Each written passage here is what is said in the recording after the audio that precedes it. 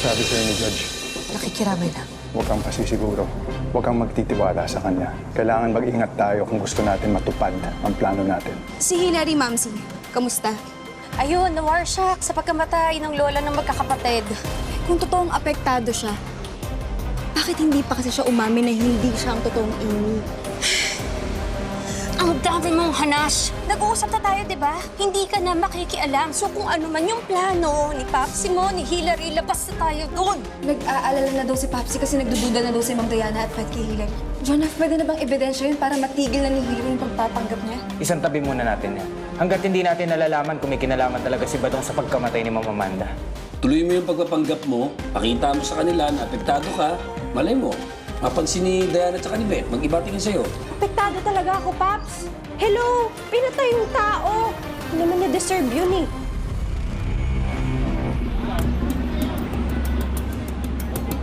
Yan, maganda yan, ate. Tapos kung gusto mo, balik ka sa isang araw, baka may mga bago kong stock.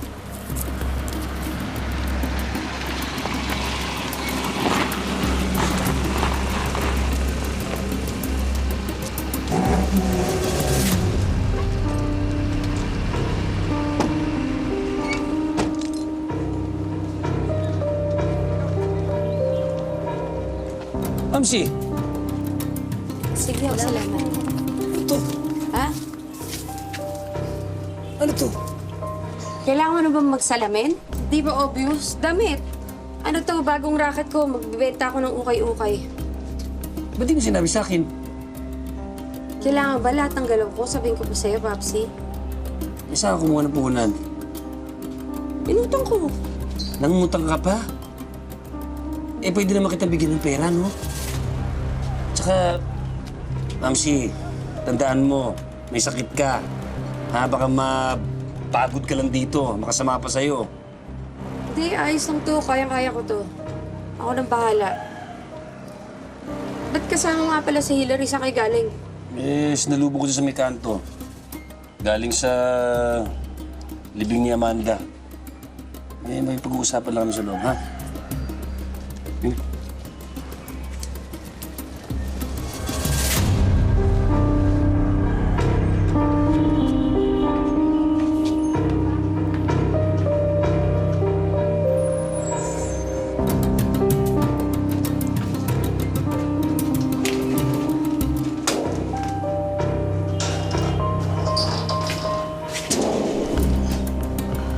Konting tiis na lang, ha? Konting tiis na lang, Diana. Eh, wala namang magagawa yung mga yun, eh. Di ba sigurado kasama ka sa mana? Sure ka, Papsi? Ano ka nakakasiguro? Inamatay agad yung Amanda, di ba? Oh, wala naman siguro siyang panahon para baguhin pa yung will niya. Kaya sigurado may hati ka.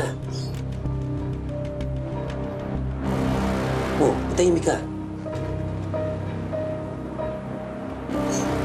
Paano kung pumaypak to, Papsi? Ano papalpak? Walang papalpak. Huwag kang kabahan. Baka, diyan ka pa mabisto kung patay tayo. Paano kung humarang si Baby? Huwag mo nang intindihin si Baby. Wala na rin siya magagawa. Wala na nakikinig sa kanya.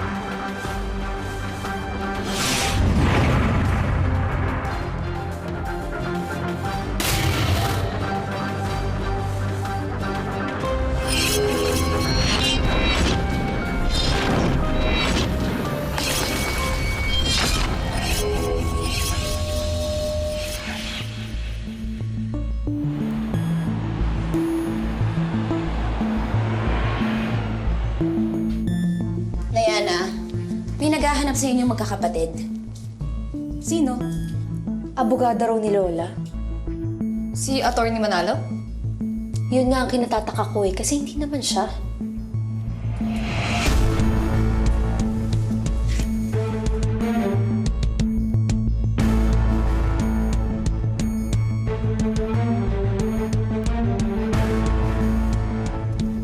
Mrs. La Madrid, Miss Paraiso, I am Attorney Shirley de la Peña.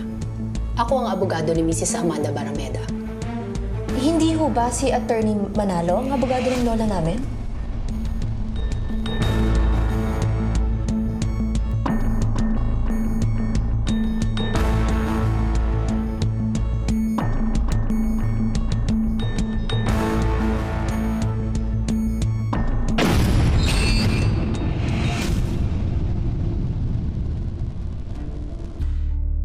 Sige na, Attorney Manalo, simulan mo nang basahin ang last will and testament ng Mama. Pero, Ma'am Carlota, di po ba man lang natin ipapatawag yung mga apo ni Ma'am Amanda? Sita, sa tingin mo, pagkatapos siyang itakwil ng mga yun, papamanahan pa sila ng Mama?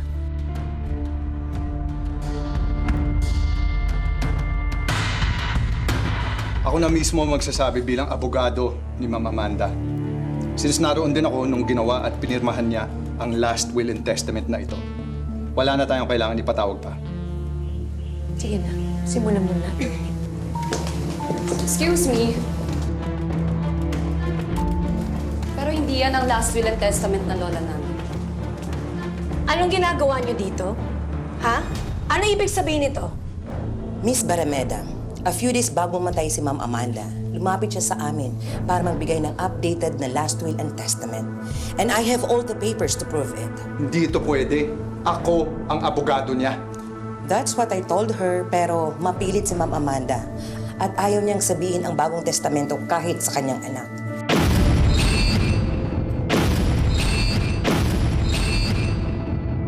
Hindi pwede to. You don't have a choice, Miss Barameda. Kailangan nating basahin ang last wishes ng iyong ina.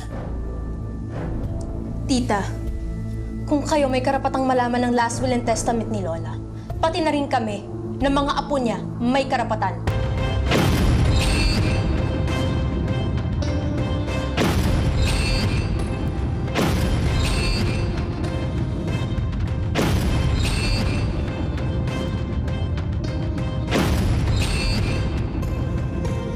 Para sa aking nag-iisang buhay na anak, Carlota Barameda, na iniwan ang aking tabi para sa madidilim ko mga araw. Iniiwan ko ang aking bahay sa 20th Street, Los Angeles City, California, United States of America, kung saan kami nanirahan ng mahabang panahon. Nananalig naman ako na ang magandang edukasyon at paghahanda na ibinigay sa kanya sa mahabang panahon ay sapat na para makapagsimulang muli. Para sa aking tapat at mapag-arugang mayordoma na si Carmencita Manuel, iniiwan ko ang aking maliit na farmhouse sa Palawan. Iniiwan ko rin sa kanya ang halagang $550,000 para sa kanyang retirement fund. At para naman sa aking mga apo, ang mga anak ng aking panganay na sina Elizabeth Paraiso at ang kanyang asawang si Daniel Paraiso, ito ang aking iiwanan.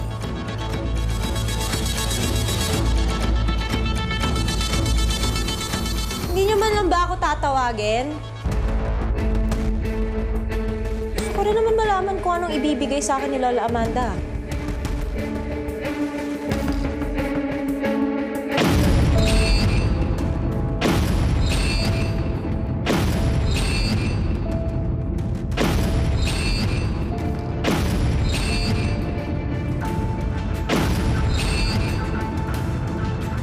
Kay Diana Paraiso La Madrid, iniiwan ko ang 50% ng aking shares sa Grand Horizons Corporation.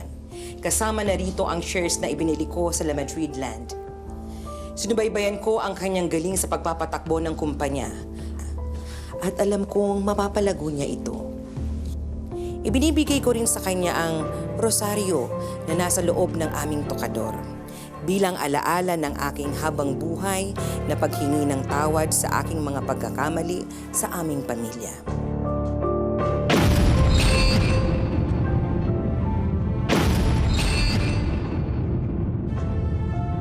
kay Elizabeth Marie Paraiso.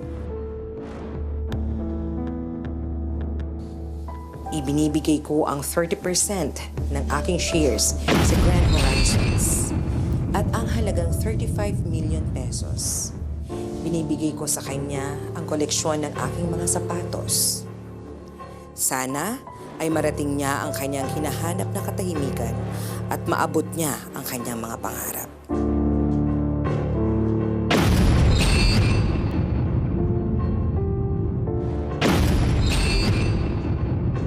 At para sa bunso kong apo na pinangalan sa akin, kay Maria Amanda Paraiso, iniiwan ko ang natitira kong 20% shares sa Grand Horizons. At ang halagang 35 million pesos, pati na rin ang mga photo album na alaala ng pamilyang Barameda para makita niya ang kanyang pinagmulan.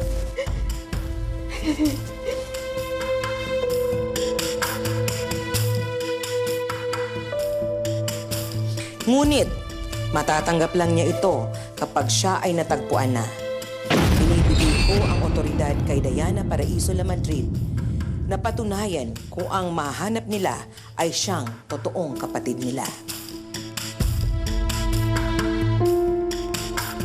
Teka, ako si Amy! Ako si Amanda Paraiso! Ate Diana, ako si Amy, di ba? Te, sabihin mo sa kanila ako si Amanda! Ako si Amy, di ba? Sabihin mo sa kanila! Te, magsalita ka! Magsalita ka, te! Ako si Amy! Sabihin mo sa kanila, ako si Amy! Sinadya niyo to! Gawa-gawa niyo lang yan. Minanipula niyo ang last will and testament ng mama. Hindi ako papayag! Wala kayo sa tabi niya nung pinapatakbo niya yung kumpanya. Ako! Ako lang ang kasama niya. Hindi ako papayag na makuha niyo lahat ng pinaghirapan ko!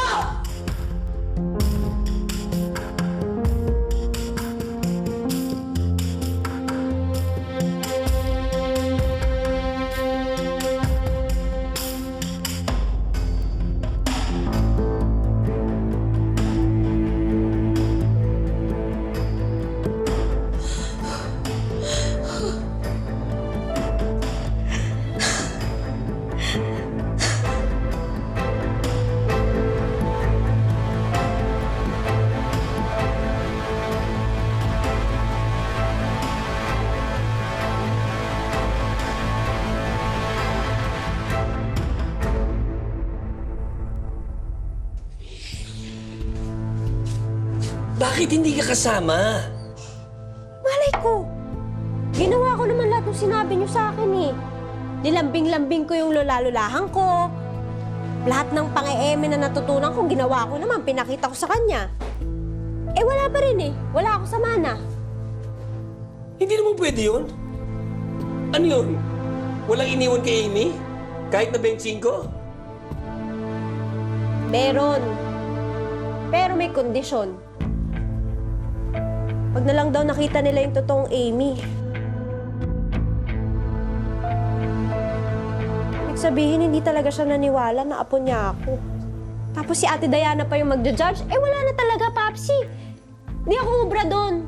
Si Ate Beth naman, buraot lang yun forever. Alam mo, Hilary, mahina ka rin eh. Di ba binigay na si Jacinda yung mga papeles? Yun ang mga katunayan na ikaw si Amy. Ba't di yun ang gamitin mo? Haharangin pa rin nila yon. Alam mo, hindi ka nag-iisip eh. Puro ka dahilan. Hindi mo magagawin mag-isa to eh. Gagawa natin ang paraan. Yan ang hilig nyo. Yung mga para-paraan ng mga plano-plano. Di nyo naiisip, delikado. Eh kung ma-Julie May kayo na mga parak, ha? Eh sabagay, baka gusto nyo naman na magkasama kayo sa kulungan tapos mag-holding hands kayo. Mamsi, hindi na mangyayari yun. Basta nandyan si Bossing. Kakampi pa natin ngayon si Jacinda. Kung din lakas ng mga kapit natin.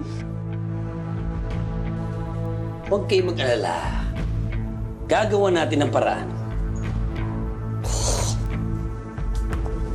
Benta na lang ako ng ukay-ukay.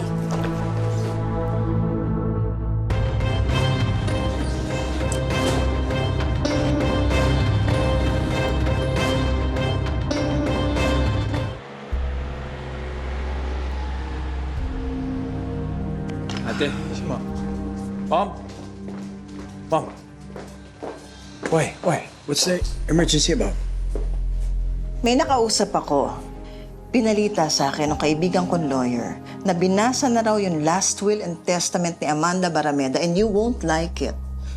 Well, I'm sure majority nun mapupunta kay Diana and her sisters, right? Well, almost. But that's not all. Lahat ng mga shares na binili ng Grand Horizon sa La Madrid Land, ipinamana kay Diana. What? So parang siya ning halos na may-ari ng La Madrid Land. Mismo.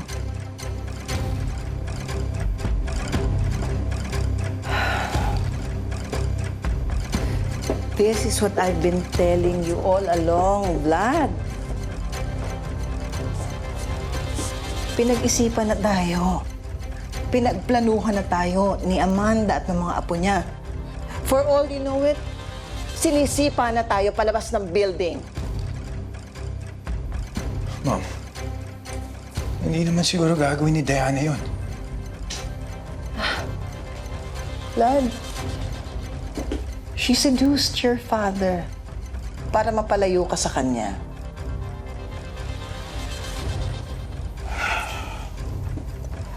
Alam mo yung babaeng yon, para siyang isang anay. Vlad, kailangan kumilos ka na bago tayo tuluyang wasakin ng babae na yon.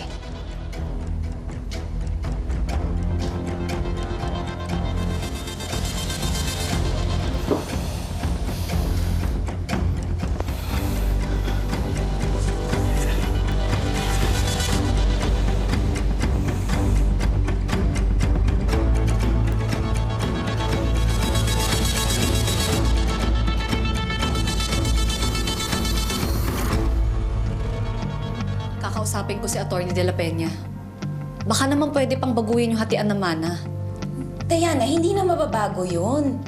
Wala na yung lola niyo para i-edit yun. Eh bakit ba ayaw mong sundin yung wishes niya? Nakakahiya kay Tita Carlota.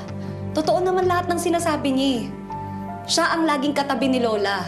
Tapos ngayon, biglang kukunin natin halos lahat ng assets ng Grand Horizon. Pero ate, kung isipin mo rin naman, hindi naman maliit yung binigay sa kanya. Oo. Pero yung shares, hindi ko kailangan yun. Baka kailangan natin yun para makita natin ang totoong Amy. At saka, para mapakita natin kay Lola na napatawad na natin siya.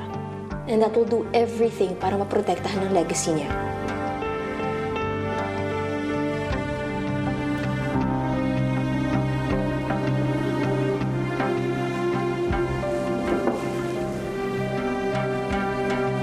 Diana,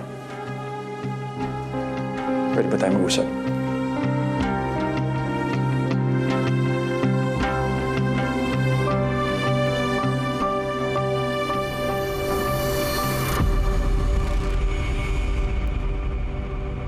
So, I heard about your Lola's last will and testament. Pati ba naman ikaw, pinoproblema mo yun? O ng mami mo? Diana, hindi mo naman ako masisisi. All of a sudden, paggising ko this morning, hindi na ikaw yung major stockholder ng La Madrid. Ikaw na rin ang magiging partner namin. So, ano mangyayari sa amin ni Elon? Para kami na isang tabi. Vlad, hindi ko plinano yun. At lalong ayoko maisang tabi kayo ni Elon.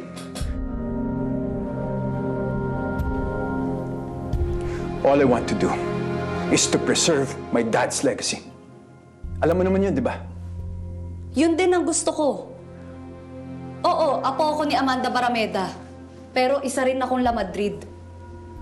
Hindi ko buburahin ang apelidong yun.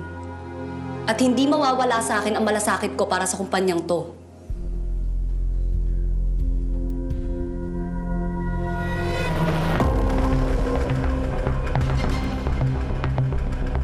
Thank you for understanding, Diana. I was worried. Even Mom. She's worried for me and Elon. Vlad, alam naman nating suklam sa akin ng nanay mo. Pero wala akong pakialam sa kanya. She's out of my system. At saka isa pa, hindi ako mapagiganting tao. Gagawin ko ang lahat para sa ikabubuti ng kumpanya. La Madrid man yun, o yung kumpanyang iniwan ng lola ko.